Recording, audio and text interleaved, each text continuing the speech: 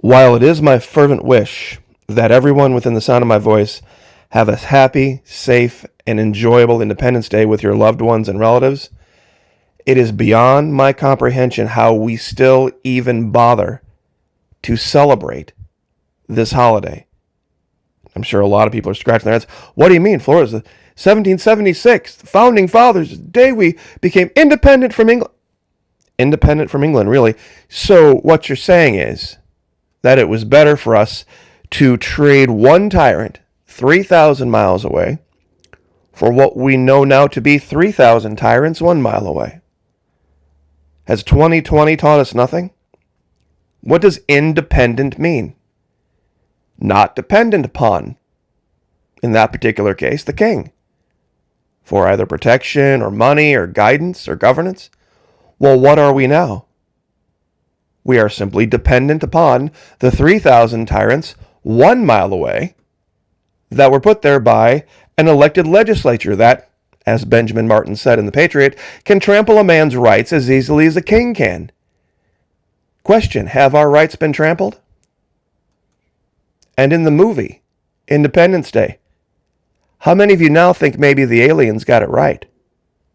Real quick, though, just wanted to say thank you to everyone. Be diligent. To everyone who continues to join us over at the Florida Maquis Patreon channel, where it's only one single US dollar, not per video, not per week, per month. That's it. $1 per month. It's even less than $1 a month if you sign up for an entire year. Fully refundable. First 90 days. There's, of course, a $5 level. God bless you guys. I very much appreciate it. There's a handful of videos over there for that level, but the vast majority of the psychological operations training and the gloves off discussion occurs at the $1 level. We can partner with Vimeo.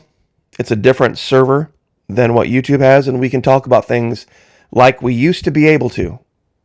Gloves off. Love to have you over there.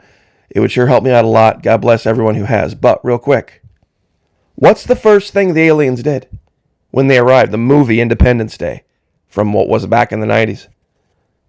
First thing they did was destroy the U.S. government. The second thing they did was destroy the mainstream media in New York.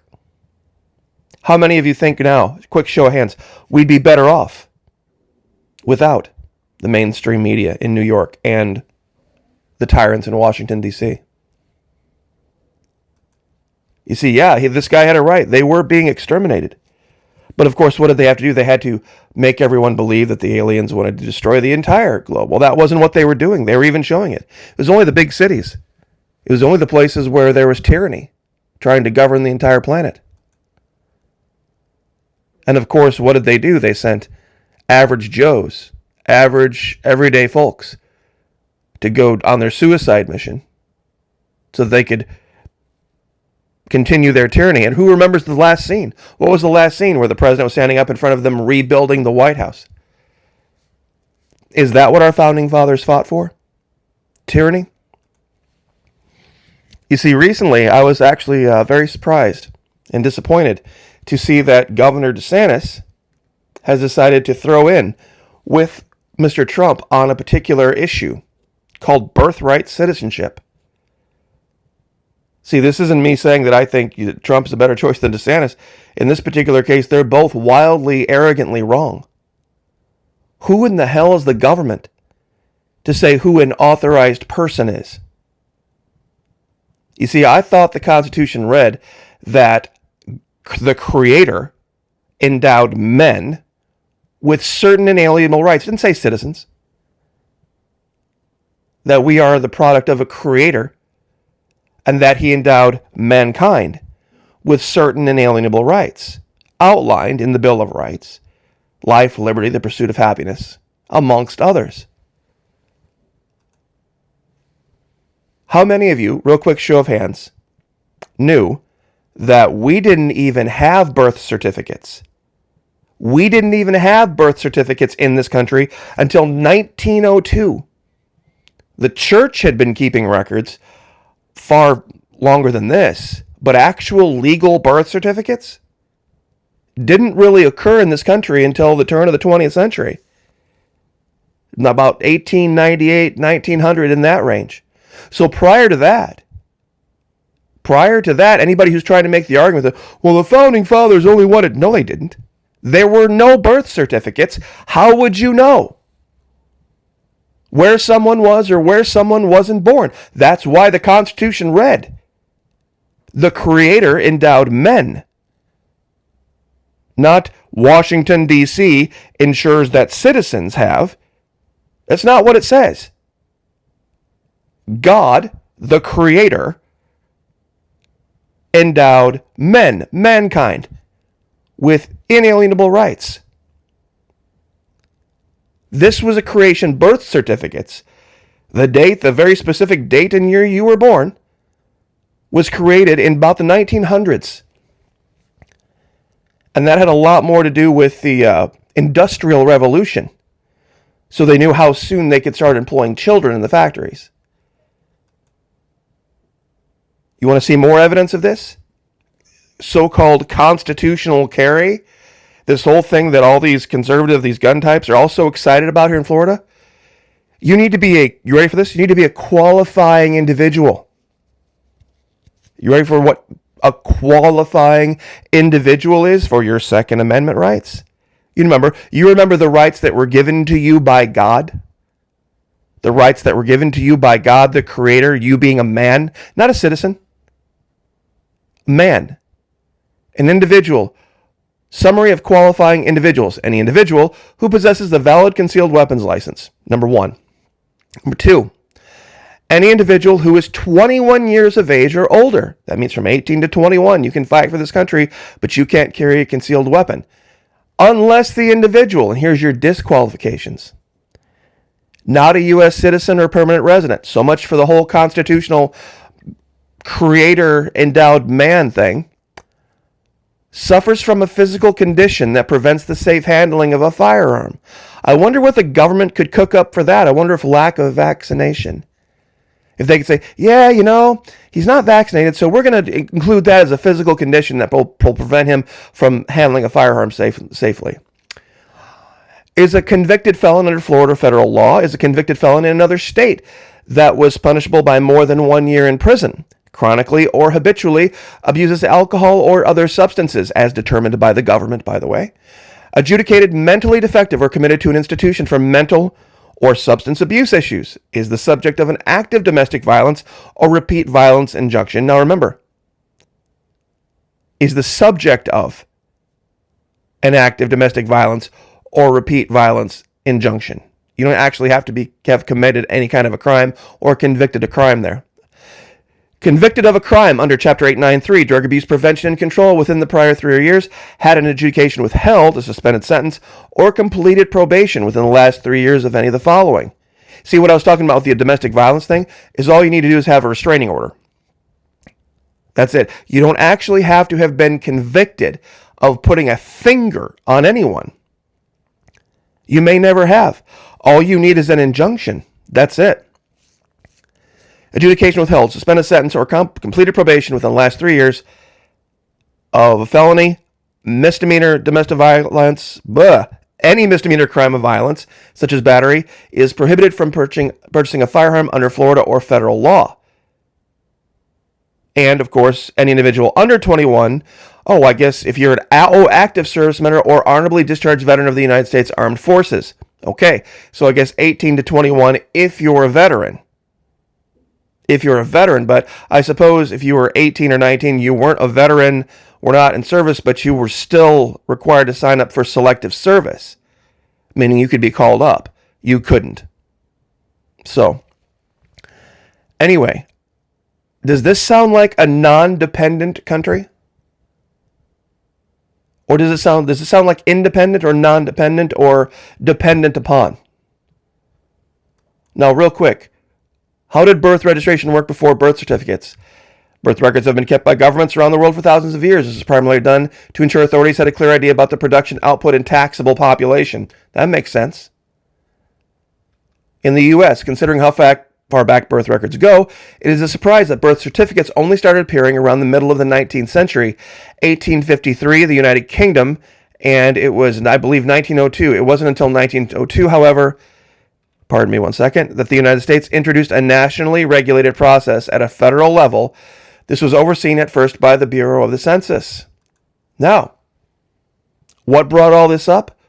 Why am I talking about Independence Day in this context? South Koreans become a year or two younger as the country changes system for counting ages.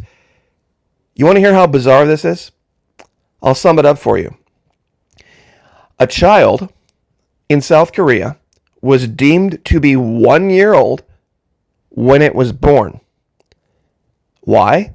Because the South Koreans counted, generally speaking, the amount of time spent in the womb.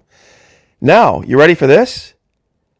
Everybody in South Korea's birthday is January 1st. It doesn't matter what day you were born.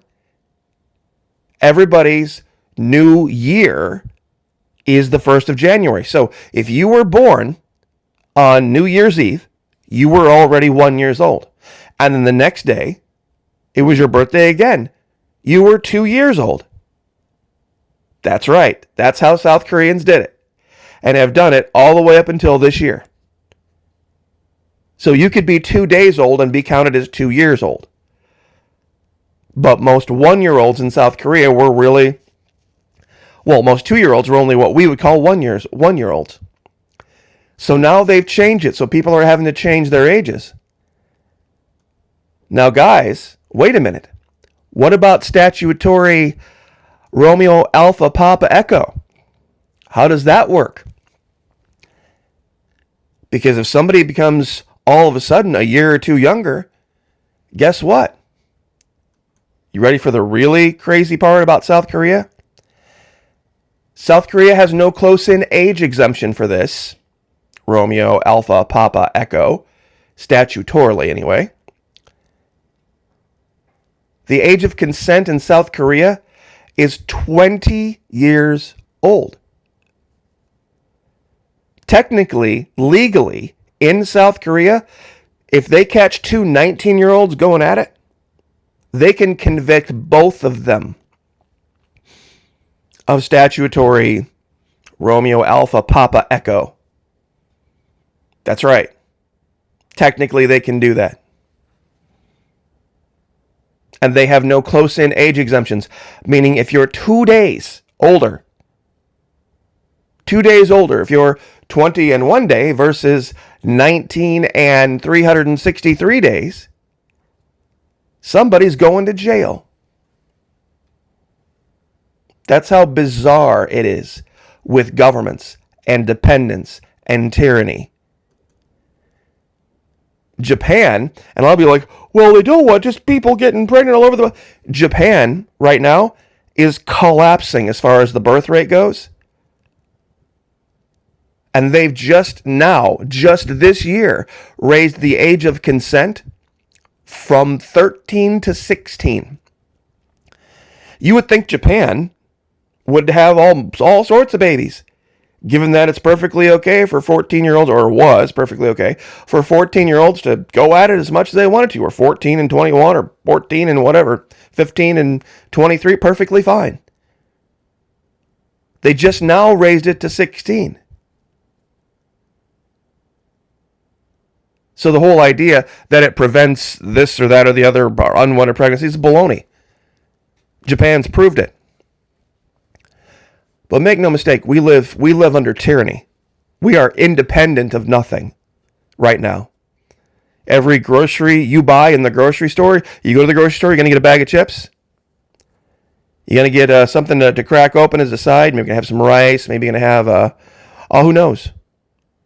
Everything in there has already been partially paid for you by the government because of subsidies. If we were truly an independent country, everything that you bought at the grocery store would be an actual free market price. It's not. Forget the taxes that you pay at the checkout counter. You can make an argument that even a free society would need taxes to finance itself. But the idea that the government has paid 40% of your grocery bill before you've even set foot in the store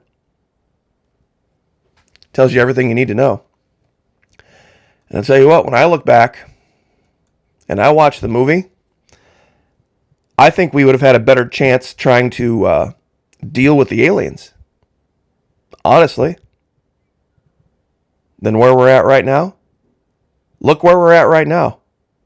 How many of you would see this on the news and go crack open a beer and start toasting and start partying and start rejoicing?